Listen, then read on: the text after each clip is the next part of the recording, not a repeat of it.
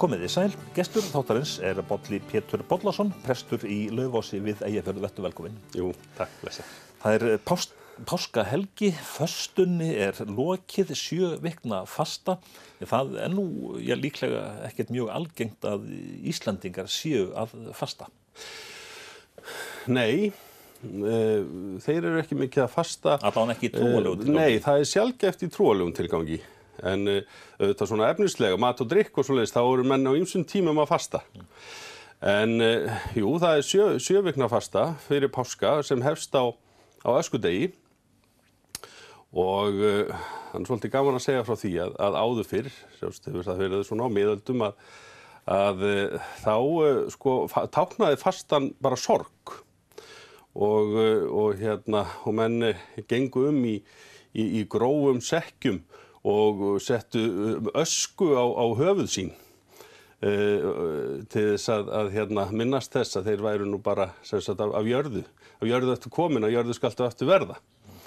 Og þannig að þetta var svona mikill sorgartími og sjálfsprófunartími, þar sem menn voru svona að minna sig á, þeir væru breskir og þess áttar og svona voru að skoða sinn innri mann í ljósi trúarinnar. Og ég held að þetta sé nú enn aðeins við líði. En hvað það sem að fastan á að kenna okkur í dag? Það svona að minna okkur á það sem er á allsnægtarborðinu og svo framvegis? Já, að mörgu leyti. Þá sko þessi tími bara vel til þess fallinn að einmitt að hugsa svolítið sig og sína sinn innri mann og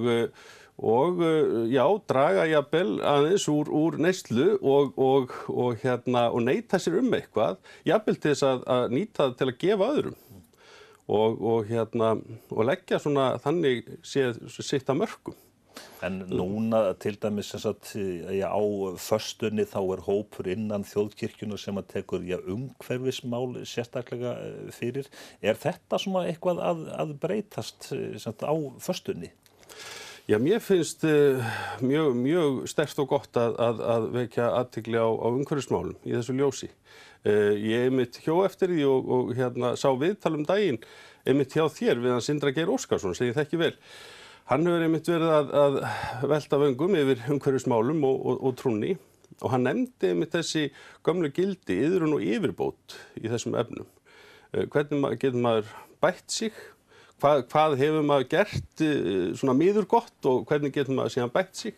Til dæmis með umhverfissjónarmið að leiðarljósi. Það mjög snjallt. Skýrdagurinn og föstudagurinn langi eru kallað svona bænadagarnir.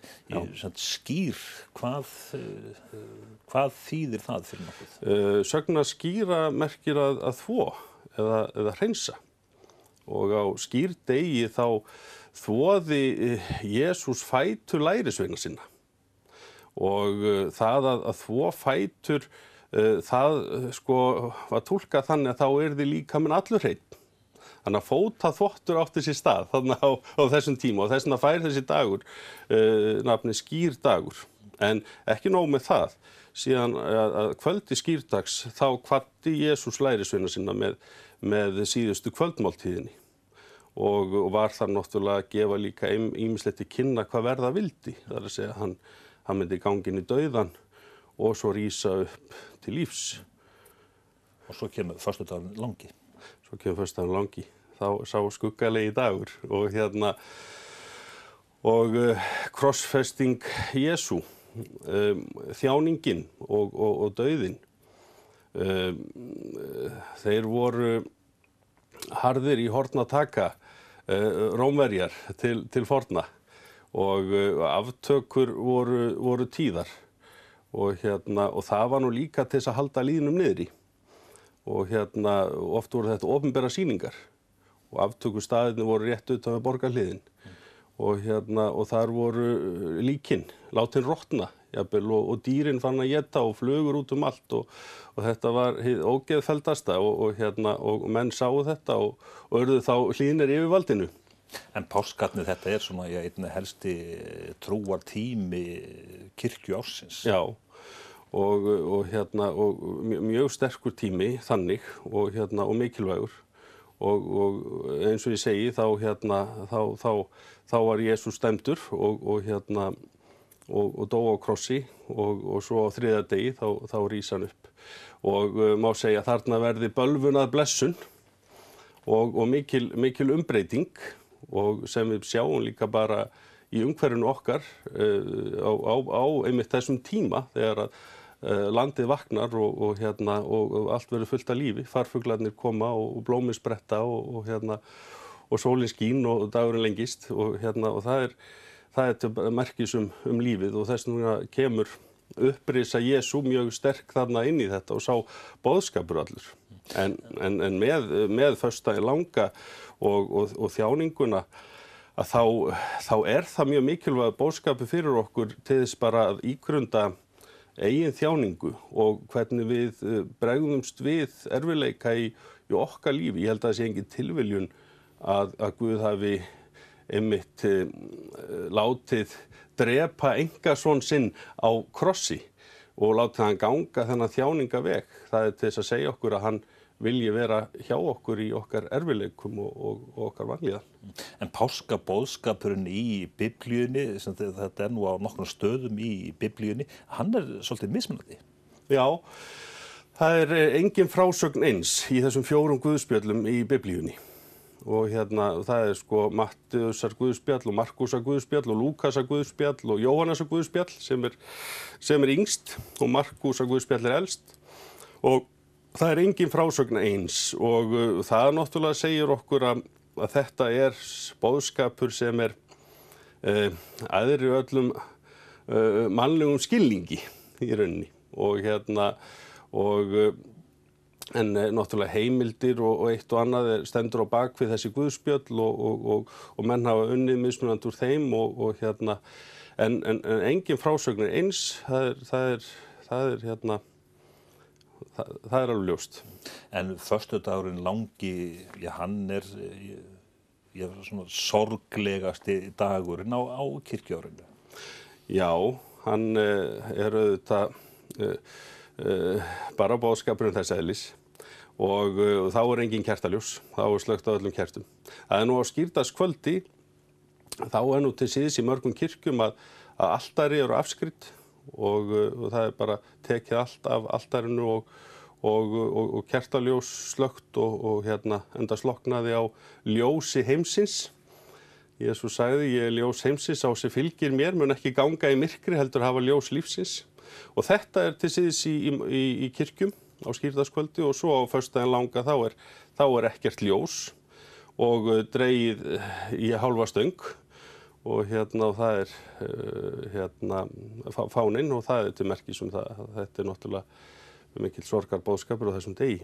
Þannig að allt helgihaldið og umgjörðin ber vott og sterkan keim af þessu öllu saman. Já, það gerir það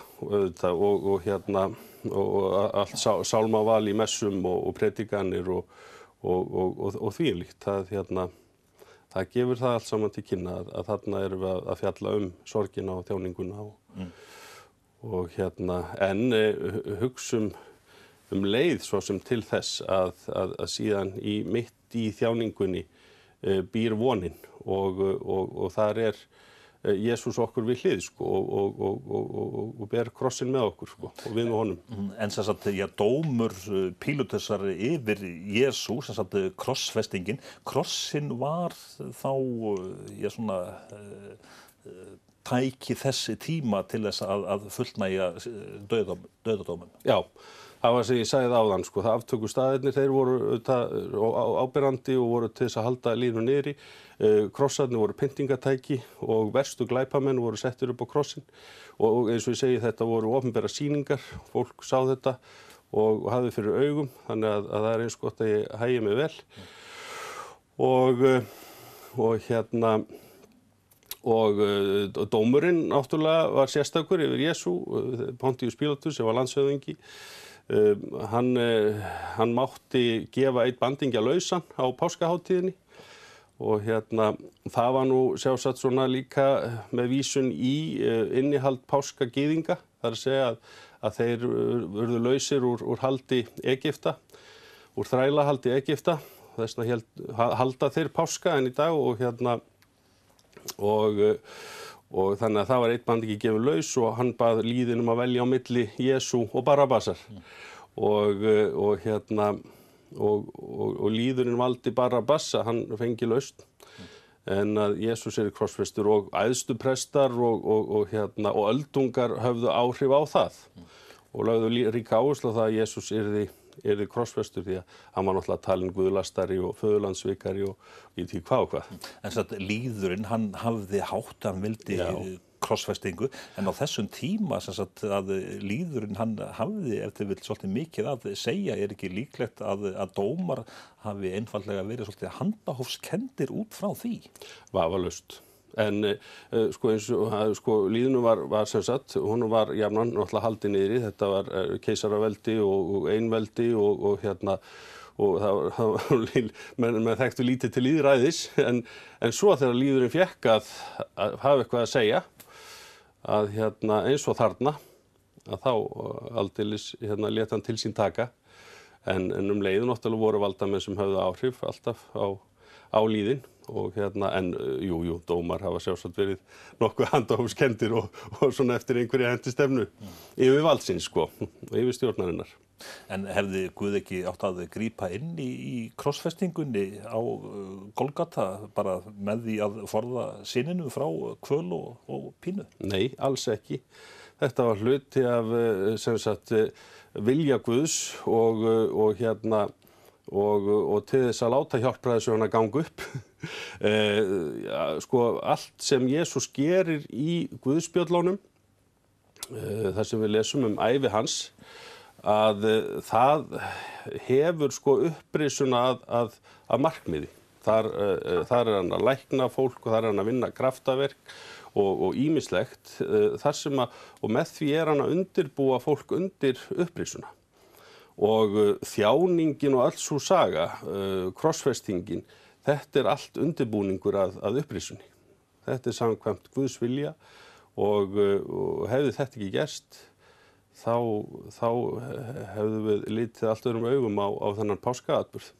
Hversu sterk er þetta allt saman í trúarlegu samhengi? Þessi saga, þannig hvernig þetta virkar svona á fólk, ég held að það sé æði misjafnt og menn taka þetta misalvarlega og hins vegar náttúrulega hefur þessi saga, náttúrulega páskasagan, hún grundvöllur kristinnar trúar. Og ef páskaatburðurinn hefði ekki átt sér stað, þá væri engin kirkja til dæmis. Þá væri ekki samfélag kristinna. Og þá væri krossin ekki fallegt vonartákn sem er sett á brjóst ungabarns við skírn. Þannig að páskaatburðurinn, hann er undirstaðan. Þetta er miklu stærri trúarhátíð heldur nokkuð tíma jólin. Þetta er sannkölluð kristin hátíð.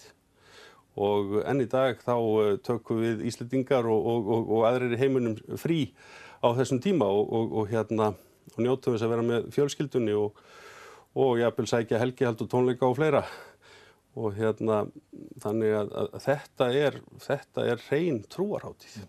Þegar þú ert að ræða við væntanleg fermingarbörn til dæmis í ungu kynslóðina, hvernig upplifa þau þessa atburði og þessa frásagnir? Þetta hefur mjög sterk áhrif, það er náttúrulega skiptir máli hvernig maður kynnir þetta og ber þetta fram, en þau hafa margar spurningar og ég gleymi því ekki þegar ég einhverju sinni var með fermingartíma og fræðslu þar sem ég notaði kvikmyndir og var að sýna þeim ólíka túlkun á upprisun í kvikmyndum. Og þar sýndi ég þeim mjög athyglisverða mynd sem heitir Jesus of Montreal og fjallar leikhóp sem setur upp píslasöguna og páskasöguna og það gerist út undir berum himni. Það verður þannig í þessari mynd að aðaleikarin, hann verður fyrir slysi sem sagt leikur Jesú á krossinum og krossinn fellur og lendur undir krossinum og honum ekki hugað líf. Og þegar hann kemur á spítalann þá eru aðstandendur spurðir hvort að megi taka honum líffæri til gjafa því að það var augljóst að hann myndi ekki lifa af. Og því var jánkað og líffærin fóru síðan til annarra sem þurftu á þeim að halda og það að segja líffæragjöf og við fengum að fylgjast með því þannig lókmyndarinnar og þetta var uppreistustifið í þessari mynd að þarna var sá sem dó að gefa öðru fólki líf og ég man að ungmennin sem sáu þessa mynd og þeim fannst þetta alveg magnað uppreistustif að við með þess að okkar dauða getum gefið öðru fólki líf til dæmis gegn líffæragjafir. Þannig að það skapast líflegar umræður þegar þú ert til dæmis í fermingarfræðslu? Já, það getur gert það mjög og einmitt í tengslum við þennan boðskap og hann svo knýjandi og ögrandi og svo leið gefandi. Og ég tala nú ekki þegar maður notar einmitt svona sjónrænt eins og bíó og svoleiðis fyrir unga fólki. Ungt fólk hugsa það dauðann? Já, það gerir það. Það veltir því alveg fyrir sér og eins og sem gerum öll en svona ólíkan hátt og auðvitað hann fyrir ungu fólki fjarlægari eðli málsins samkvæmt en þau eru náttúrulega alltaf bæði náttúrulega bara á eigin skinni og sjá verða vitni að missi í fjölskyldum og allt það og svo sjáðu þetta náttúrulega á skjánum alveg endalaust sko þannig að þá sækir þetta málefni á þau sko. Tölum svolítið meira föstudaginn langa í þetta nú svona í hugum margra þá tala þessi lengsti dagur ársins, það má ekki spila og svo framvegis hvað segir presturinn við þessu? Jú, það nú tíðarandinn hefur nú aldeilis breyst og þeir eru ýmsir segir, nú eru menn farnir að spila bingo og Austurvelli á föstudaginn langa og það vel, ég set mig ekki móti því en mér kirkjan auðvitað náttúrulega svona hefur ákveðið varðveisluhlutverk, varðveita siði og trúararf og bara menningararf og allt hvað og hún heldur því áfram, hún náttúrulega lifir eins og aðra stofnanir í samkeppnisumhverfi en hún hefur náttúrulega bara þennan boðskap sem við erum að ræða hér, þennan fagnaða boðskap upprisunar, það hennar sérstaða. Og það það helsta sem hún þarf að varðveita og bera áfram. Það boðskapurinn sigur lífsins. Og þess vegna þykir mér alveg óskaplega vænt þessa hátíð, páskahátíðina og þennan boðskap á undan líka pínu og píslir og dauða Jesú Krists. Passíusálmar Hallgríms Péturssonar eru mörgum afar kærir. Já. Þeir svona, hvað segirðu Passíusálmana sem slíka? Jú, sko þetta auðvitað getur verið svona tyrfinn kveðskapur í eyrum unga fólksins. Ég get alveg vel skilið það. Þetta gríðarlega dýrmætur bókmenntaarfur og þetta hvað ort á árunum 1656-9. Hann var að slá í þetta en þarna kemur líka að varðveisluhlutverki kirkjunnar. Hún heldur utan þennan bókmenntaarf okkar Íslendinga. Við vitum að Passíusálmarnir þeir sem fjalla þetta, pínu og dauða Jesú. Og 50 sálmar og eru bara í rauninni allir stórkostlegir þegar maður fer að spá í og spekulera og lesa þá. Og ekki síst vegna þess að Hallgrímur sjálfur, hann þjáðist svo mikið. Misti barn, þá var nú til sálmurinn Allt eins og blómstrið eina, sem nú hljóma nú og oft í kirkjum og við viss tilefni. Og sko, þetta náttúrulega lesið í kirkjónum á föstudaginn langa, Passíusálmarnir, og allir, jafnvel, í sumum kirkjum. Og hinir eru þessi sem lesa það. Og ég ætla að lesa þetta á Grenilundi hjá eldri borgurum á föstudaginn langa í Lófarsprestakalli. Það alltaf verið að lesa þá. Páskarnir sjálfur hjá prestinum í Laufási, það sem sagt, það messuhald, það kemst á skíði eitthvað? Já, ég fenn nú ekki skíði. Það er langt síðan voru skíði. Þá fór ég á gönguskíði og ég stóð nú ekki alveg á þeim. En já, það er mikið að vera. Og ég hef nú líka haft hann háttinn á föstudaginn langa að bjóða upp á útivist, sem sagt föstu göngu, og það líka til siðs víða. Það nú gengið til dæmis í kringum Mývatn og svo gengið í Laufásprestakalli í Laufás og frá 3 mismunandi stöðum. Og ég afskaplega ánægður með þetta. Mér finnst það sniðugt því að páskarnir þeir fjalla mjög mikið útivist. Fólk vil vera úti og það er oft gott veður páskana. Og gangan, hún líka hjálpar mann að hugsa og hugleiða. Þegar maður gengur og hugsar, þetta eitthvað alveg það kemur manni eitthvað í gang. Og þá líka einmitt gott að hugsa boðskap. Ég starta alltaf göngunum á öllum stöðunum með frásögn úr píslasögunni. Og það þegar að Jesú var hjálpað með krossinn, kom maður sem hét Símon, var frá Kýrinni, og hann bar krossinn hlutaleiðinni fyrir Jesú. Og þetta einmitt eitt af hugðarefnunum á föstunni, að við getum lagt eitthvað á mörkum og hjálpað öðrum í neyð og stutt við. Og þetta hægt að hugsa á þessari göngu. Svo komið í Laufás og í þjónustuhúsinu þar boðið upp á súpu og svo tónleikar í Laufáskirkju á eftir. Og núna ætla ég að bjóða upp á þeir ætla að syngja 2 ungir og góðir menn, Þorkell Pálsson bóndi í Höfða og Gunnar Björn Jónsson, hann á Svalbarðsströndinni og hún ætlar að spila undir Petra Björk Pálsdóttir, organistinn í Laufásprestakalli. En þú fær nú vantarlega páskaegg? Jú, ég vona það að ég fái svo eitt páskaegg.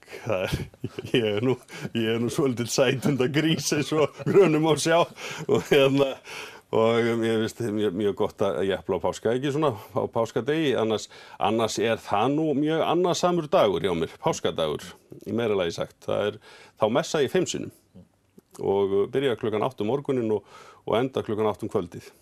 Og ætla líka að ferma 2 drengi á þessum degi. Þú ættu búin að semja allar ræðurnar? Já, það nú það.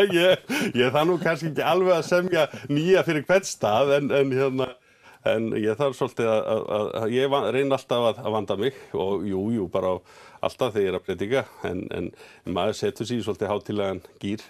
En þú færð sem sagt vonandi málsátt sem sagt? Já.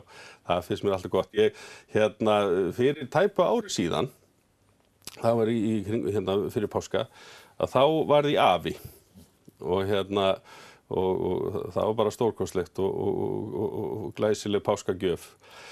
Og þegar ég fór til þess að hitta barnabarnið fyrsta sinni og móðurina, þá greip ég með mér páskaegg, kom við á Bessastöð og keypti páskaegg og fór síðan á fæðingardeildina og gaf þeim páskaeggið og sagði svo, já, það nú aldrei að vita nema málsátturinn barnið vex sem brókin ekki sé í þessu eggi. Já.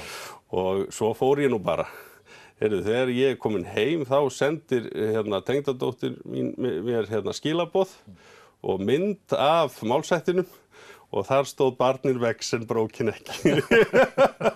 Þannig að það var rétt í málsátturinn.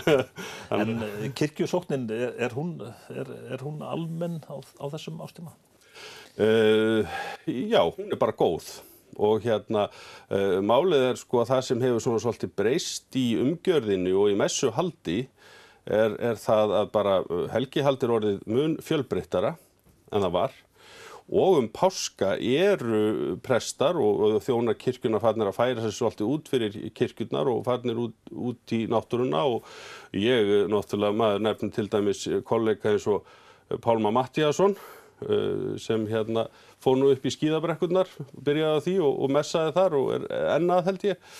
Og þannig að kirkjan færi sig svona bara til fólksins og páska og Og svo bara ljómandi mæting í kirkjurnar, bæði messurnar og svo allt þetta tónleikahald og menningaviðburðir sem kirkjan býður upp á. Það náttúrulega alveg ótrúleg gróska. En þetta þá kannski jafnvel orðið þannig að við erum búin að gleyma því hvers vegna páskarnir eru?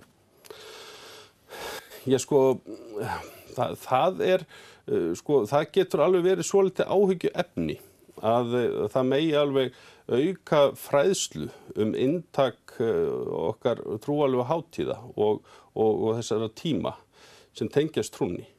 Og af því að ef það verður svona trúarleg vanþekking þá minnkar menningarlæsið og það skiptir náttúrulega mjög miklu máli fyrir til dæmis þær kynslóðir sem að taka við og það má alveg auka, ég segi það ekki, það heilmikil fræðsla nú þegar í gangi en það bara skiptir máli að halda áfram að auka hana og efla og ná til fólksins með hana.